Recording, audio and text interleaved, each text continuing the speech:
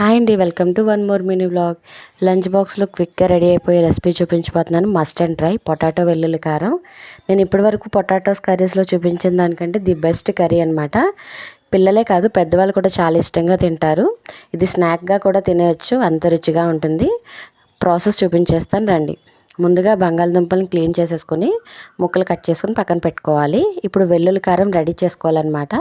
దీనికి 7 నుంచి 8 వెల్లుల్లి రెబ్బలు, 1 చెంచా ధనియాలు, 1 చెంచా జీలకర్ర, 1 చెంచా కారం, 1 చెంచా రాళ్ళు ఉప్పు వేసుకుని గ్రైండ్ పేస్ట్లా చేసుకోవాలి. అంటే వాటర్ అనేది లేకుండా పౌడర్లా చేసుకుంటే సరిపోతుంది.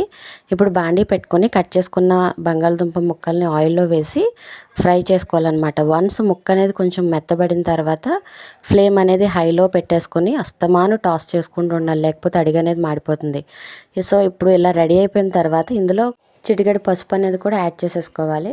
యాడ్ చేసుకుని ఇలా అస్తమాను కలుపుకున్న తర్వాత కొంచెం కరివేపాకు రెబ్బలు కూడా వేసేసుకుని గ్రైండ్ చేసుకున్న పౌడర్ ఏదైతే ఉందో అది కూడా యాడ్ చేసేసుకుని ఒక 2 నుంచి 3 నిమిషాలు మగ్గించుకుంటే సరిపోతుందండి. టేస్ట్ మాత్రం చాలా బాగుంది.